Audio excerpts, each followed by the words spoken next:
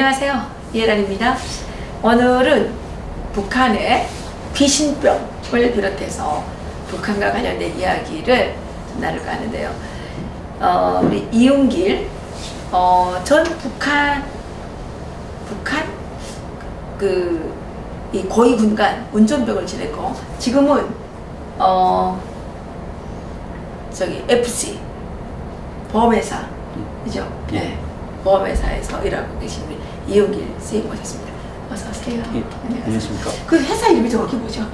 IFC라고 요즘은 법인 대리점이라고 해가지고 하나의 보험을 하는 게 아니고 여러 가지 보험을 한꺼번에 다 팔아요. 그러니까 인퍼런스. 예, 인퍼런스. 그 여러 가지 보험을 다 팔아요? 예. 뭐 삼성생명, 뭐 하나생명, 교보생명부터 시작해서 손해보험은 한국 내에 있는 22개 손해보험사 상품 다 관련. 어렵지 않아요? 아니 한 8년, 9년째 하고 있으니까. 그래요? 네. 그 세일즈가 어려운데. 좀 몸에 붙는 게 부모님이 다 의사셨으니까 집안 내력이 다 의사입니다. 그러니까 약간 봉사정신 이런 거 해가지고 세일즈 장사라고 생각을 안 하고 뭐 그냥 내가 고객한테 뭔가를 선물을 줄 수 있는 게 이것밖에 없다 이런 식으로. 와, 대단한데. 나 옛날에 보험해봤는데 진짜 힘들던데. 예. 물어봐도 돼요? 예. 그러니까 연봉. 어차피 이게 저희는 뭐 계약직이기 때문에 뭐 딱 정해진 월급은 없습니다. 급여는 없고 평균 한 250, 300. 그러면 뭐 양호하네요. 좀 힘들죠. 근데 좀 더 많이 벌었으면 좋겠는데 마음뿐이니까. 혹시 보험이 필요하신 분들은 우리 이용길 FC 한데 물어봐 주셔도 좋겠습니다. 이번에 그 북한 귀신병이 왔는데 운전병 출신이라고 그랬어요. 우리 근데 이용길 씨도 운전병이었죠? 예, 좀 그 기순하는 그 동영상을 보면서 저 시속 저 정도 그리면 좀 뭐 100 이상도 놓을 수 있는 거였는데, 물론 저게 중국 신형 지프여가지고. 중국 차였어요? 예, 저희 때는 그 러시아차 우아즈라고 해가지고. 우아즈가 아니었어요? 우아즈가 아니고 보니까 러시아 신형 지프라고 이번에 선물로 예전에 사승사 신비하던 차량을 좀 개조한 지프 신형 중국 신비 차더라고요. 근데 중국 차. 그 우아즈면 그 도랑에서 차 나올 수 있습니다. 역시 중국 차니까 그랬구나. 그분이 뭐 갤로포나 개성공단에서 갤로포나 했는데 뭐 차량이 테라칸에 몰아보셨다니까 그 정도 차량은 충분히 그 도랑을 넘어갈 수 있거든요. 아마 그 차처럼 생각을 하고 엑셀을 밟지 않았나. 그래가지고 그 운전병은 대체 어떤 사람들을 뽑아요? 운전병도 이게 아무나 뽑는 게 아니거든요. 특히 특수부대나 그다음에 이런 판문점 같은 것도 특히 민경이잖아요. 예, 민경이면 일단 민경 나오는 사람들 자체가 엄청 집안 배경을 보고 또 거기에 운전병이라는 건 거의 여기로만 공감병입니다. 그러면 다 일반 집에서 뽑는 게 아니고 좀 집안이 좀 빽이 있다거나 뭐 뇌물을 좀 충분히 보일 수 있는 이런 집안에서 나와야만 이분도 보니까 뭐 대대장 뭐 운전병이라든가 이런 걸 하셨다고 제가 듣긴 했는데 충분히 잘 사는 집에서 나왔을 텐데. 근데 회충이 그렇게 많이 나왔죠. 잘 살아도 회충은 있더라고요. 잘 살아도 먹는 건 어차피 별 차이가 없어요. 아니 근데 내가 평양 살다가 산골에 이제 출판돼서 갔는데 평양 사람들보다 시골 사람들은 회충이 더 많아요. 더 많죠. 그래가지고 거기는 무슨 회충배인가? 회충배알인가? 그런 게 있더라고요. 그래가지고 막 대글대글 구르는 사람들이 있는데 그 왜 그러냐 그랬더니 회충이 너무 많아가지고 벨이 꼬여가지고. 저 같은 경우는 이게 그 제가 1년도 그러니까 군대 입대해서 2년 됐는데 11당 연락병 운전병 배치 받고 갑자기 하루 저녁에 갑자기 배가 아파가지고 델델 구니까 군의소에 실어 간 겁니다. 근데 당시는 이게 고난행군 들어갔을 때라 아무리 특수부대라고 해도 이거 마취제 이런 게 다 안 나왔었어요. 그래서 모르핀 한 대만 맞고 그냥 바로 배 째고 충수를 꺼내 보니까 충수 안에 해충 7마리가. 그래요? 그때 그 고통보다도 일단 망신스럽더라고. 근데 그 군의관이 얘기하는 게 내과 과장이 수술하면서 얘기하는 게 다음날 야 너 해충 7마리가 너 맹장 안에서 생활총화하더라. 뭐 생활총화? 간호원들이 옆에 있으니까 얼굴이 빨개가지고 되게 부끄럽긴 했는데 그 상상을 해보니까 그 7마리가 그러면 뭐 보여줄까? 7마리면 큰데. 그러니까 물론 뭐 작은 것도 있었을 거고 큰 것도 있었는데 이번에 해충 보니까 저렇게 나도 저렇게 충수 안에 들어가서 그러니까 충수를 뚫고 얘네가 막 그 장을 뚫고 이렇게 막 들어가거든요. 그래가지고 학교 때 이렇게 막 입안으로 나오는 건 내가 본 적은 있는데 이게 내 충수 안에 그런 게 있었다고 생각을 하니까. 이렇게 해충이 먼저 해충이 먼저. 야, 아마 그 친구보다 제가 해충이 먼저. 근데 뭐 이걸 가지고 우리나라에서 뭐 인격 침해니 인격 침해는 그 해충이 인격 침해를 한 거예요. 해충이 남의 충수를 막 뚫고 남의 장 안에 들어가 숨어가지고 어쨌든 아유 그래도 그게 그때 제때 그 발견해가지고 다행이네요. 예, 좀 시간 늦었으면 아마 그 생명 급성 충수가 터지면 안에서 뭐 이런 장 공막염 이런 게 와가지고 좀 그래야 돼. 그렇죠.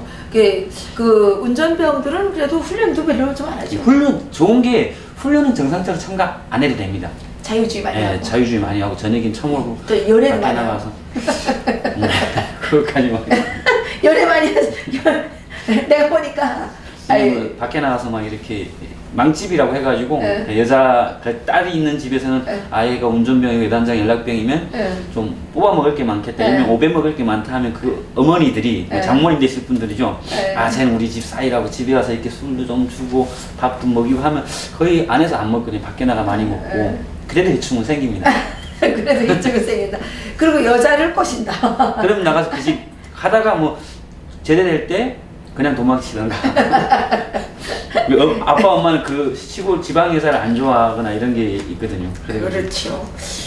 그런데 말이에요. 그 귀신병이 아니라 귀순병이 아니라 북한에 지금 귀신병이 지금 돌아서 북한 주민들이 엄청 걱정을 하고 있다는 거예요. 여기에 대해서 좀 알고 있으시다면서요? 뉴스도 제가 확인했지만 길주면 여기가 제가 할아버지 할머니가 묻혀 계시는 곳이고, 그리고 제 아빠의 형님분이 여기서 한경부도 정형외과 병원이라면 최고의 이렇게 외과 병원입니다. 거기서 기술보원장을 하셨고, 지금 사촌 형이 또 그 길주군병원 외과과장을 하고 계시니까 집도 의사하시고 외과과장을 하시는데, 어느 정도냐면 사촌 형도 이렇게 앵고 아시죠? 앵고. 여기만 그룹병이라고. 그룹병. 다리가 X자나 오리발이라 그러지?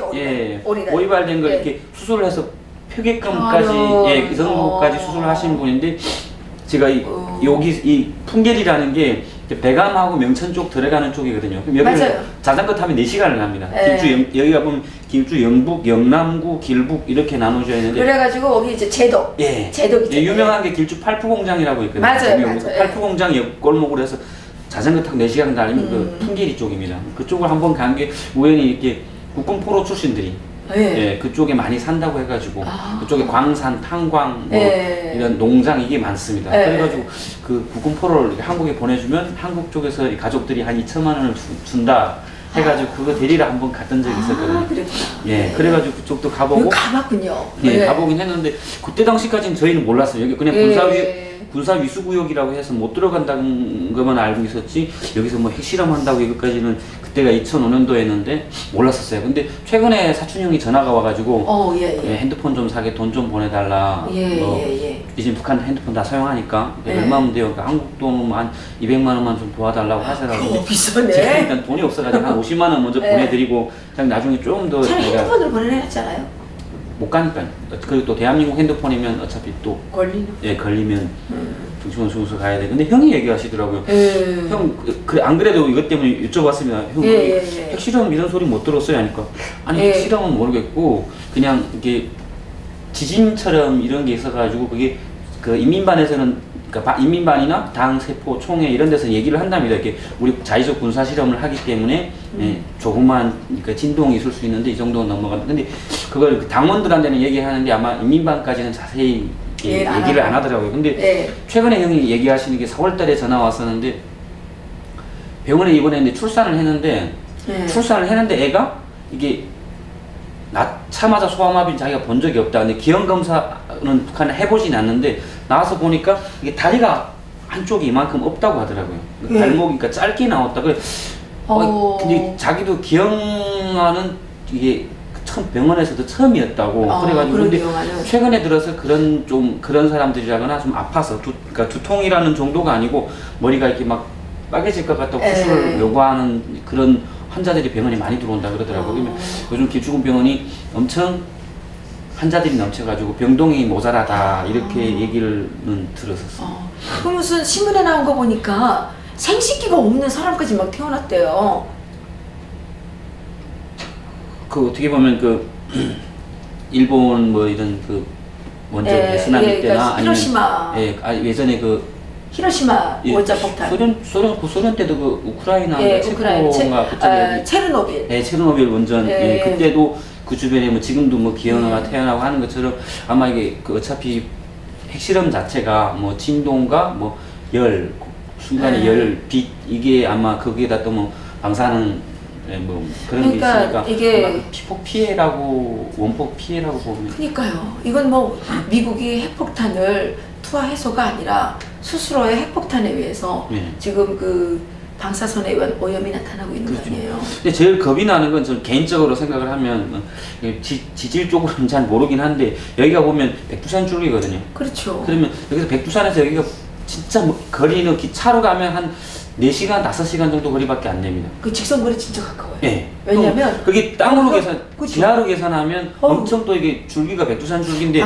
백두산이라는 게 아시지 않습니까? 천지가 이렇게 화산 폭발로 해서 이루어진 그렇죠. 곳인데 언젠가 다시 폭발할 수 있는데 지금 이렇게 해놓으면 지진을 앞당기는 게 되다 보면 백두산 천지가 화산 폭발 같은 게 혹시 또 일어나게 된다면 그것도 그거지만 이게 이제 그 땅에서 계속 했기 때문에 지하에 방사능이 엄청 쌓여 있을 거 아니에요. 그렇죠. 근데 비가 오거나 이렇게 하게 되면 그게 다 바깥으로 흘러나올 거 아닙니까? 그래서 아마 주변에 풍토병이나 이런 게 그 지금 풍토병이 아니라 방사능에 의한 오염이죠. 피폭이죠. 피폭이죠. 이게 지금 재앙이에요, 재앙. 이거 진짜 큰일인데요. 이게 그 물이 이 한국까지도 흘러내려올 수도 있는 거 아니에요? 방사능이. 바로 한국까지 오지는 않겠지만 그래도 땅이 연결돼 있으니까. 다 연결돼 있으니까 이게 물은 올라가는 게 아니라 내려오잖아요. 그렇죠. 그 북한에도 지대가 높기 때문에 이렇게 내려올 가능성이 더 많은 거죠. 그 바다도 지금 오염됐다고 지금 생선들이 뭐 이상한 생선들이 막 나온다면서요. 그건 그렇고요. 그건 그렇고 지금 그 북한의 그 김원홍이하고 그 황병서가 뭐 그 수총됐다는 얘기들이 있어요. 근데 제가 생각하기에는 북한은 2인자를 그 허락하지 않는 나라죠. 그 80년대였던 것 같은데 조세영 씨라고 부디 만년장수하시라의 그 주인공의 그 조카였 아니 손자였나 뭐 그랬을 거예요. 조세영 씨라고. 저도 체이라 씨 그 손자가 조세영이죠. 아기 때 기억에 어릴 때 아빠 엄마가 항상 얘기를 하시더라고요. 몰래 이렇게 얘기하시면 조세영 때 진짜 잘 살았다. 함경북도가 정말 잘 살아가지고 조세영 도당 책임비서였는데 조세영 만세를 부를 정도. 그때 청주에 살았죠. 그때 청주에. 그랬죠. 그때 조세영 만세가 나왔어요. 나왔다 그랬어요. 그래가지고 뭐 김정일이가 그걸 했는지는 모르겠지만 김일성 시대 때니까 숙총 됐었다. 그때 당시면 김정일이가 한창 그 승계 작업을 계승 작업을 할 때니까. 그렇죠. 뭐 김정일이가 아마 아버지한테 잘 보이기 위해서 우리 이 조선에는 뭐 김일성 외에는 뭐 만세를 부르면 안 된다 이런 그렇죠. 그런 규정이 있었죠. 한국은 가끔 가다가 이해랑 만세 불러주는 사람도 있거든요. 그런데 큰일 나요. 우리 숙청돼요 그러면. 그죠? 그 이제 그러면 황병서와 김원홍이가 이런 이유 때문에 숙청된 거 아닐까 생각하는데 뭐 그런 정보 좀 없습니까? 그런 정보는 제가 아직까지는 북한 쪽 요즘 많이 단속이 심해가지고 그 정도까지 못 받았는데 일단은 황병서나 김원홍이는 절대 나서려고 하는 스타일들이 아니고 예전에 뭐 그 현영철이나 뭐 이런 사람이 총살되는 것도 봤기 때문에 책임되는 것 같기 때문에 절대로 자만하지 않고 김정은 앞에 항상 이런 스타일인데도 불구하고 뭐 제가 뭐 뉴스 나오기는 뭐 김원홍 국가안전보위부장이죠. 그 당시 뭐 김정은이 총애하는 뭐 중앙당 과장을 뭐 신문하다가 어떻게 뭐 죽였다 뭐 이래가지고 뭐 처벌받았다 이렇게 하는데 아마 그런 사건이 있지 않았을까. 자기 딴엔 충성도를 높인다고 뭘 일을 했는데 그게 김정은의 비위에 거슬렸다거나 보고 체계가 안 된 상태에서 뭘 했다거나 하면 항상 북한은 목을 잘라버리니까. 어떻게 다른 말로 얘기하면 김정은이한테 너무 열성적으로 그렇죠. 충성을 보이다가 예. 그 열성이 말썽이 된 과대충성 말씀. 그 경우다 이렇게 예. 지금 말씀하시는 거군요. 그런데 그 제가 생각하는 거는요, 김원홍이와 황병소가 상당히 이익을 많이 챙기지 않았을까. 아. 김원홍의 예. 그 딸, 그러니까 김원홍의 아들, 황병소의 딸들이 그 이제 그렇죠. 북한에서 돈주라고 이제 그때 여러 번 뉴스에 났었거든요. 예. 근데 김원홍하고 지금 누굽니까 황병소가 예. 숙청을 당했는데 김정은이가 최근에 예. 북한판 신흥 부자들한테 경고를 했대요. 던주라고 불리는 이 북한판 신흥 부자들의 불법 행위가 덜을 놓고 있다. 그래가지고 김정은이가 직접 이 검열단을 보내가지고 이거 조사를 해라 뭐 경고하고 나섰다는데 여기에 대해서 조금 저 있을 때도 김정일 때도 그랬었죠. 이게 예. 청진에 보면 유명한 부자가 2명이 있었습니다. 오사성하고 강익택이라고 예. 그 제일교포 출신들인데 뭐 그 아버지들이나 이게 일본에서 뭐 야쿠자나 예. 뭐 조총명 때에서 예. 좀 이름난 뭐 부자 집들이라서 예. 돈을 많이 도움받았는데 그 돈으로 돈놀이하고 뭐 이러다가 예. 잡힌 겁니다. 예. 북한에서 이 부자 너무 부자니까 너무 나대고 청진에서 예, 돈 예. 뿌리고 다니고 하니까 자본주의 항색바람 이런 걸 막는다 이러면서 바로 김정일이가 쳐가지고 가서 뭐 총살한다 했었는데 그때 당시 그 일본에 있는 강희택이 그분의 형님이 뭐 북한에다가 뭐 제가 100만 달러인가 돈을 기부하고 빼는 거예요? 제발 살려달라고 김일성한테 얘기해서 그러니까 김정일은 안 살려줄 것 같으니까 아버지인 김일성한테 얘기해가지고 김일성이가 야 그래도 좀 걔를 좀 놔줘라 이래가지고 살아났다 이런 얘기가 소문이 돌았었거든요. 근데 실제 그 강희택 씨 딸을 나중에 만나서 얘기해보니까 실제 그랬었다. 그래서 돈을 냈다. 그러니까 북한도 돈만 있으면 다 빠져나오는군요. 예. 예. 그런데 여기서 지금 그 김정은이가 경고했다고 하는 돈주들 이런 사람들은 이게 돈주가 뭐예요? 돈주가 주로 보면 이게 저희 외숙모님도 돈주에? 돈놀이 고리대 하셨어요. 고리대, 예. 북한에도 이게 뭐 3천만 원 꼽았다 하면 뭐 일주일 안에 예. 500만 원 이사 붙여가지고 고리대를 바꾸고 하시는데 아마 그런 사람들이 많고 또 지하에다가 이렇게 그 기름 여기 말하는 원유죠. 원유 우리 말하는 디젤로 도람통을 이렇게 쌓아놓고 예. 네, 뭐 설탕이나 낙지 일명 여기 뭐 오징어 이런 오징어. 걸 깔아서 네. 그게 돈 대신 물품으로 가는 돈은 언제나 또 화폐 교환하면 없어지니까 이렇게 깔고 있는 부자들이 엄청 많았어요. 그런 사람을 돈주라고 부르는 거예요? 돈주죠. 그러니까 돈을 굴리는 사람을 굴리는 사람. 돈주라고 예. 부른다. 그러면 이 돈주들은 대체로 어떤 사람들이죠? 주로 뭐 일단은 남편이 뭐 간부거나 남편이 간부거나 간부거나 아니면 여자가 과부거나 여자가 과부 요즘 북한의 과부가 엄청 잘 사는 게 얘기해도 되겠습니까? 얘기해요. 과부들이니까 이게 간부들을 또 잘 대상을 하거든요. 그러니까 보위부, 안전부 가서 뭐 다 바치는 거예요? 그렇죠. 하면서 과부들이 또 여기 북한 과부들은 근데 아무 과부나 되는 건 아닐 거 아니에요? 그렇죠. 이게 일단은 뭐 외모가 출중하고 그럼 왜 외모가 문제야? 외모 이상이 북한에도 있습니다. 그래요? 그 북한에 그 삼부라는 말이 그때 있었던 그렇죠. 것 같아요. 간부, 과부, 하나가 어부. 어부. 이게 북한에 잘 사는 계층이 세 계층이 있는데 세 부가 있는데 예. 간부, 가부, 어부. 그래서 간부는 뭐 권력을 휘두르 잘 살고. 예. 그다음에 과부는 뭐 가부는 또 뭐 예. 우리 자신의 외모를 애청자들께서 그냥 알아서 생각하시고 어부는 고기 잡는 배 타고 많이 나가서 잘 살고 그렇단 말이죠. 그래서 이 그 돈주들은 주로 가부, 간부, 어부들 중에 돈주가 있는 거예요? 그렇죠.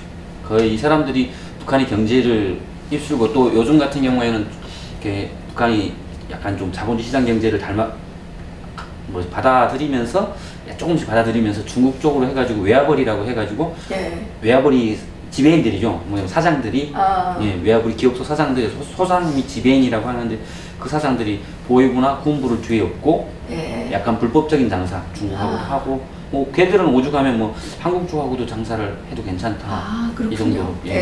그러니까 중국과 무역을 하는 사람들 이런 사람들 중에 그 돈주들이 많다. 예. 근데 그런 그런데- 돈주들 중에 혹시 이렇게 검은 돈이라고 하는 일명 뭐 안기부돈, 우리 때는 지금 국정원 돈이죠. 그 그러니까 안기부돈이 진짜 들어갑니까?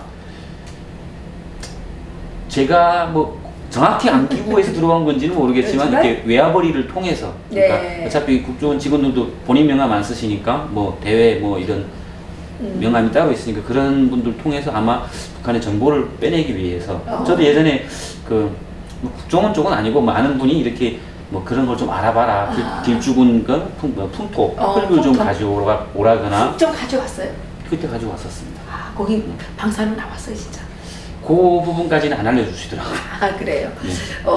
그러면 그렇게 어쨌든 중국하고의 그 무역 루트가 예, 돈주가 되는 그 길이군요. 그렇죠. 예. 그런데 제가 그때 들은 얘기로는 그 중국하고의 그 무역 그 루트에 이 김원홍, 황병소, 최룡해 이 자들의 그 2세들이 많이 이렇게 그 뭐 활동하고 있다고. 예. 그래서 그 한때 그 많이 나왔잖아요. 붉은 자본가. 북한의 붉은 자본가는 사실 그 황병서, 김원호, 뭐 최룡해 뭐 이런 그 소위 김정은의 이 그 최측근 예. 핵심 채찍. 예, 그 자들의 2세들인 경우가 많다 이런 얘기를 했었는데 김정은이가 이게 북한판 신흥 부자들에게 경고를 내렸다고 하는 것은 그 황병서, 예, 김원호, 뭐 최룡해, 뭐 두루두루 뭐 그런 자들에게 이게 지금 경고한 주의를 거예요. 해라. 예, 적당히 해라. 그래서 이렇게 시범으로 김원홍이하고 황병서가 처벌을 받은 것일 수도 있겠다는 예. 말이잖아요. 예, 왜냐면 저도 이게 언친척이 국가보위부 5국이면 이게 해외 담당이죠. 해외 담당이고 예. 5국 국장이었습니다. 근데 예. 그 국장의 딸이 제 뭐 사촌 형수였거든요. 근데 그 예, 형수가 해령에 내려와가지고 저랑 같이 이렇게 무역을 하는데 예. 그때 해령에 있는 국경경비대하고 예. 국경경비대 이렇게 잡혔었어요. 예. 잡혔다가 30분도 안 돼가지고 바로 그냥 국가보위부에서 전화가 와가지고 예. 바로 풀어주고 담당 그 보이지도원이 그 마을 보이지도원이 예, 찾아와가지고 예, 막 예. 인사하고 막 선물 줄 정도. 오. 불법 무역하러 예. 온 건데 어떻게 보면 도감 하려고 온 건데 어. 그걸 봐주더라고요. 편의도 다 봐주고. 그 지금 이게 옛날에 통일부 장관을 지내신 분이신데요. 네. 이종석 그 통일부 장관 지금 세종연구소 수석연구위원으로 계시는데 이분이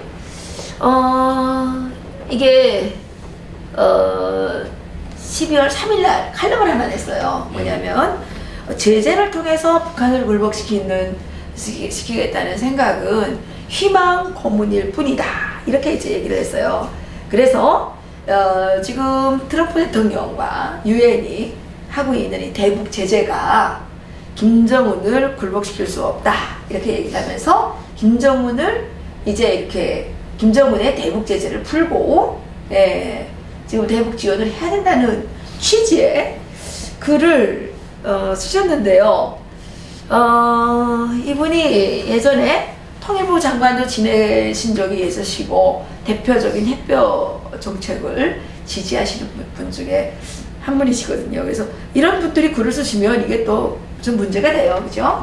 네, 우리 그 이윤길 우리 선생께서 북한에서 계실 때 그 고위 장교 연락복병도 지내셨고 또 뭐 사회생활도 하셨고 이렇게 하시면서 제재를 하는 게 북한 주민들에게 좋아요. 제재를 안 하고 대북 지원을 하는 게 북한 주민들에게 이익이 돼요. 오늘 그 좀 솔직하게 얘기 좀 해보시죠. 예.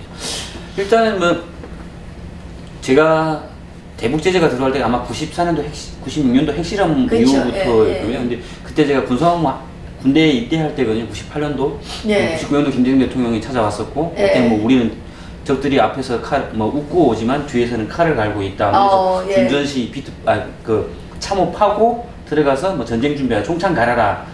총창을 간다는 거는 북한은 전쟁이거든요. 그렇죠. 예, 그러니까 김대중이 뭐 무릎 꿇고 장군님한테 찾아오지만 적들은 뒤에서 군사연습하고 있다. 그러니까 그랬어요? 우리는, 여기는 햇볕 정책 딱 보실 생각하고 갔는데? 그게 아니고. 오, 그래요? 예, 주민들한테는 또 그렇게 얘기를 안 하고 우리 장모님의 유리한 용도로 김대중 대통령이 찾아온다고. 예. 그래서 그때까지는 주민들은 장모님 대단하다 이런 생각했겠죠. 그렇겠죠, 예. 저희는 군대 나가서 뭐 온다는데 아니 뭐 쌀 가지고 돈 가지고 온다는데 왜 우리는 총창을 가려고 하지 전쟁을? 예.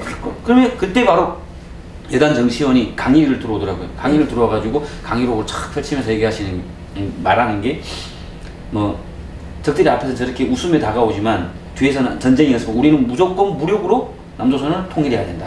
그러니까 군인들의 머릿속에는 그게 항상 있어야 된다. 예, 이렇게 배웠었고 또 제가 지금 제재를 얘기하면 북한 주민들은 제재가 있었는지 없었는지도 모르죠.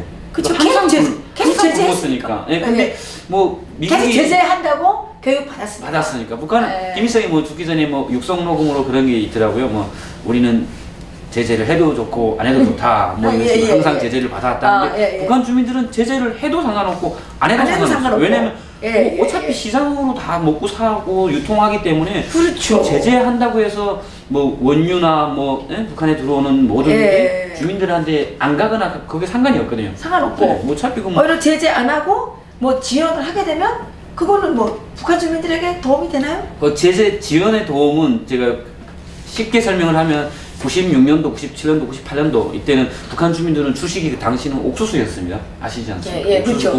옥수수 쌀밥. 그렇죠. 잎쌀은 먹고 싶은데 맛이 있으니까 한국에서는 옥수수가 다이어트 식품이라고 하지만 북한에서는 배부른 게 일단 좋기 때문에 잎밥은 먹으면 맛은 좋은데 빨리 소화가 되지 않습니다. 근데 당시 잎쌀은 쌀 가격이 1,000원이고 옥수수는 500원이었습니다. 근데 잎쌀이 들어왔습니다. 대북 지원으로. 한국쌀, 미국쌀, 유엔쌀 들어오니까 쌀을 아시다시피 군인들이 다 가져가거든요. 저희가 모자 다 벗고 수건 동이고 차 양정사업소 번호 38로 다 바꿔가지고 차에 가서 군인들이 다 쌀을 씻습니다. 그렇죠. 다 군 보위부 경찰이죠. 안전부 들어갑니다. 그러면 군부 보위부에 배급을 주는데 군인들한테 그 쌀을 그대로 주는 게 아니고 군부 후방부 우두머리들은 쌀을 시장에 팔아버립니다. 그럼 1,000원짜리 쌀을 800원에 팔아버리고 옥수수 500원짜리를 대량으로 걷어다 1:1 똑같은 잎쌀밥 1kg 줄 거면 옥수수밥 1kg 배불리 먹는 게 군인들은 더 좋으니까 먹습니다. 배불리 일단 옥수수라도 많이 먹으면 되니까. 근데 이 차익을 얘들은 한 300원 차익을 가져가겠죠. 그러면 군부들이 그러면 부정축제만 많이 하는 거예요? 부정축제 하죠. 근데 문제는 부정축제는 하는데 뭐 그건 어차피 북한 주민이니까 그놈들도 먹어야 되는데 문제는 서민들이. 아니 근데 그놈들이 북한 주민이긴 한데 밥을 배부르게 먹으니까 힘이 나가지고 북한 주민들은 못 살게 하는 거 아니에요. 그때 심각한 게 당시는 보위부원들의 와이프들도 나와서 같이 주민들하고 같이 뭐 사고 팔고 하면서 같이 김정일에 대한 원성이 쌓여가지고 진짜 그때 누구 하나 들고 일어나면 군부도 총구를 돌릴 만큼 그런 정도 낙태했었는데 대북 지원이 들어가면서 그 독재 앞잡이들이죠. 하수인들한테 배급을 주니까 오히려 그 독재를 더 강하게 만들었고 문제는 주민들인데 주민들이 500원짜리 옥수수를 대량으로 걷어가니까 옥수수 가격이 오르겠죠. 쌀 가격은 좀 내리는데 그럼 한국 분들은 그럽니다. 쌀 가격은 800원 내리고 옥수수 가격은 600원 오른다. 그러면 야 200원 더 내고 쌀 사 먹으면 되지. 아니거든. 그렇죠. 북한 주민들 200원짜리 3개를 모아서 옥수수 1kg를 더 사겠다. 사야 되죠. 근데 옥수수가 올라가 버리니까 서민들이 더 힘들어진 겁니다. 삶이. 그러네요. 그 쌀을 줌으로 해서 옥수수 가격이 올라버렸으니까 차라리 그래서 그때는 그랬으면 옥수수 가루나 먹지 못할 뭐 여기서 이런 유통기한 지난 그런 걸 차라리 보내지 굳이 쌀을 보내가지고 서민들이 더 많이 죽게끔 만들어놨으니까 차라리 지금 쌀을 보내면 물론 주민들한테 안 가겠지만 좀 그래도 삶이 좀 나아지지 않을까 이런 생각은 좀 가지고는 있습니다. 근데 그게 뭐 대북 지원이나 이것보다도 북한 주민들한테 실제 갈 수 있는 제가 요즘에 들은 얘기로는 북한에서 지금 이어 창고를 풀었대요. 쌀. 그 이어 창고가 뭐예요? 군부, 군량미, 일명 전쟁 때 쓸 수 있는 예비 문자.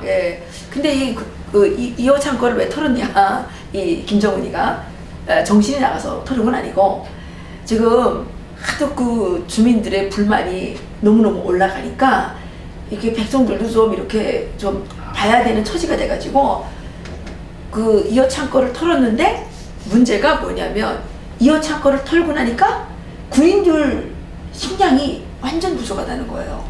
그렇죠. 그래서 이번에 귀순병도 뭐 배 안에서 뭐 옥수수만 나왔다면서 그래가지고 그렇게 된 원인 중에 하나가 그 원인이 있다는 거예요. 그래서 지금 군부내에 불만이 아주 이렇게 지금 올라가고 있다 그러는데, 아 이럴 때 또 쌀 주게 되면 어떻게 되는 거예요 이게? 불만이 또 내려가겠죠. 불만이 또 내려가는 거죠. 그러면 김정은이는 또 좋다 하고 2호 창고에다 또 쌀을 또 디리디리 쌓이겠죠. 그 지금 통일부 장관까지나 지내신 분이, 이분은 노동신문을 계속 보셨어요. 노동신문을 완전히 정독을 하셔가지고 저보다 노동신문 내용을 더 잘 알아요. 그런데 이분이 지금 이렇게 얘기하시면, 예, 이거는 희망 고문이 아니라 진짜 북한 주민들을 정말 지옥에서 영원히 빠져나오지 못하게 꾹꾹꾹 밟아놓는 거 똑같다니까요. 그렇죠? 예. 어떻게 보면 삼국지에 나오는 제갈량이 적벽에서 조조에게서 화살을 받아오는 것처럼, 그러니까요. 지금 가서 적군한테서 지금 나다를 쌀을 그러니까요. 빼앗아 오는 것도 아니고 이건 그냥 주는 거 아니에요? 그러니까요. 그러니까 이게 김정일이가 다 망할 뻔했는데 햇볕 정책 때문에 못 망했고, 그죠? 예. 그 지금 김정은이가 지금 거의 망하려고 그러는데 또 무슨 이런 요상한 통일 정책 전문가들이 나와가지고 평창에 와달라는 거겠죠. 쌀을 주겠으니까. 안 온대요. 이게 김정은이가 안 오겠다고 이번에 고집이 심해가지고 이번에 그 딱 선포했잖아요. 안 온다고. 그리고 김정은이가 그 지금 평창에 포탄 날릴 거라고 지금 계속 협박하고 있잖아요. 이제 대테러를 아마 뭐 계획하고 있다 그러는데 그건 두고 봐야 되는 일이고, 요거만 한 가지만 더 물어볼게요. 북한이 요즘에 물고기를 많이 잡는다고 계속 손절하고 있는데 이게 지금 좀 저는 이상해요. 왜 그래요? 북한은 이게 어로촌이 있습니다. 이게 한국에서 저번에 나는 오징어 배가 잡힌 걸, 동해상에서 잡힌 걸 돌려보냈다. 네?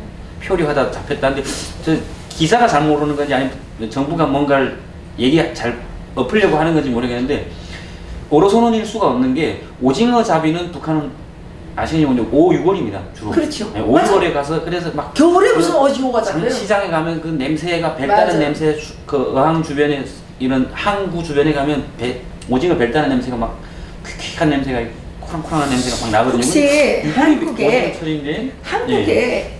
던 잡으러 오는 물고기가 많아진 거 아닐까요? 그러겠죠. 그럴 수도 있고요. 던 잡으러 이게 던주머니 잡으러 오는. 왜냐면 아니 이게 갑자기 지금 배들이 문제가 났어요. 이게 그 미국이 해상 그 통제한다 그랬거든요. 예, 해상봉쇄. 예, 해상봉쇄 한다 그런 다음부터 일본 앞바다에 북한 예. 지금 배가 계속 또 내려오고, 예, 그다음에 또 막 잡혔잖아요. 그 예. 김일성 배지단 그게 좀 뭔가 이상하고요. 일단 배 탈 때는 배지를 거의 안 달고 다. 예, 근데 왜냐면 이게 그렇죠. 김일성 배지단 사람이 지금 그 시체가 거기 지금 내려왔고, 또 한 가지는 이게 김정은이가 이때까지 안 갔던 메기공장? 예.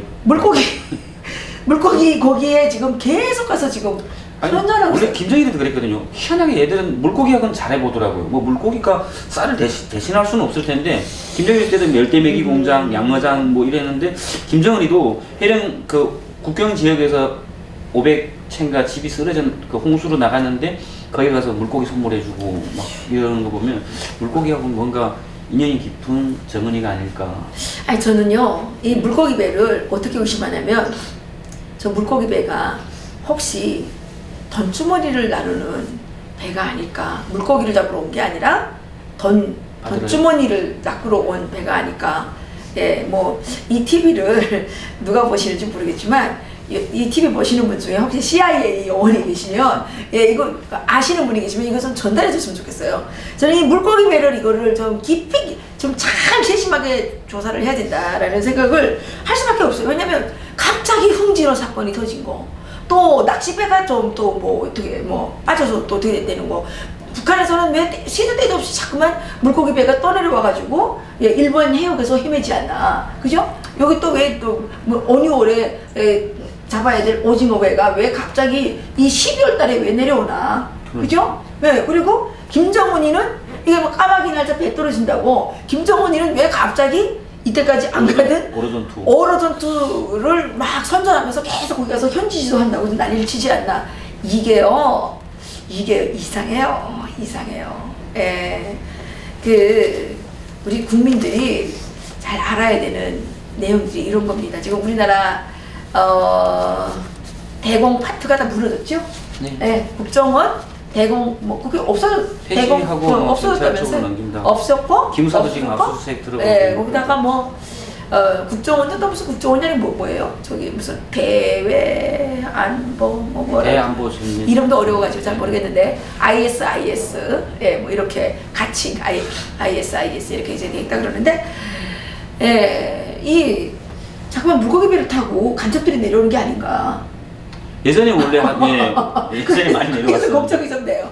예, 우리 이거 저기 경찰청에다가 여기 뭐 좀 병력을 많이 배치해가고 근데 우리 선임이 알면 어떡하지? 예, 이거 좀 해야 될 것 같은데 어쨌든 저는 바다를 국민들이 경각성을 높이고 살펴봐야 된다는 생각하게 됐고요. 예, 북한의 기순병은 북한의 군인들의 뱃속에 회충이 끓고 있다는 것을 알렸는데 북한의 풍계리에서는 귀신병 때문에 이때까지 보지도 듣지도 못했던 이상한 기형아들이 태어나고 있다는 이 소식이었습니다. 우리 이용길 씨 상당히 박식하신데요.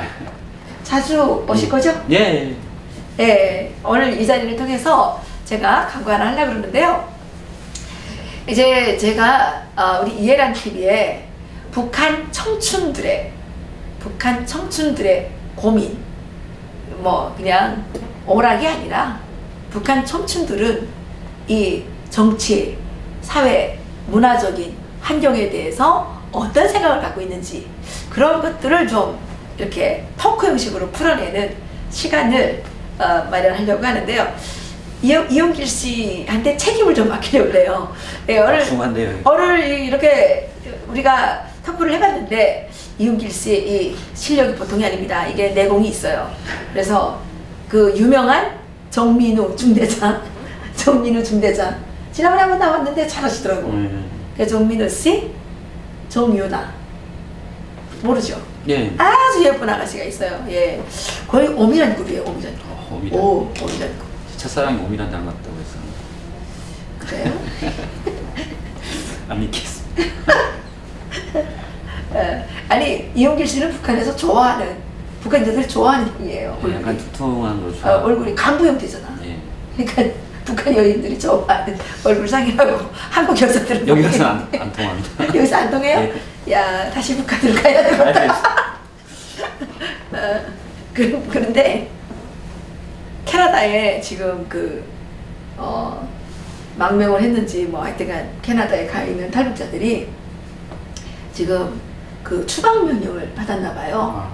그래서 이 사람들이 화가 나가지고 한국으로 안 가고 북한으로 가겠다고 이렇게 말했대요. 예, 이게 말이 안 되는 거죠. 예, 캐나다 정부는 탈북자들 쫓아내지 마시고 그 사람들이 어떤 불법 행위가 있었다고 할지라도 교화시켜서 캐나다에 정말 양질의 시민이 될 수 있도록 도와주셨으면 좋겠습니다. 북한 들어가면 되겠어요, 여기에? 거의 뭐 80%는 죽을 건데. 예, 안 되죠. 예, 오늘 여기서 마치도록 하겠습니다. 수고하셨습니다. 예, 감사합니다. 예.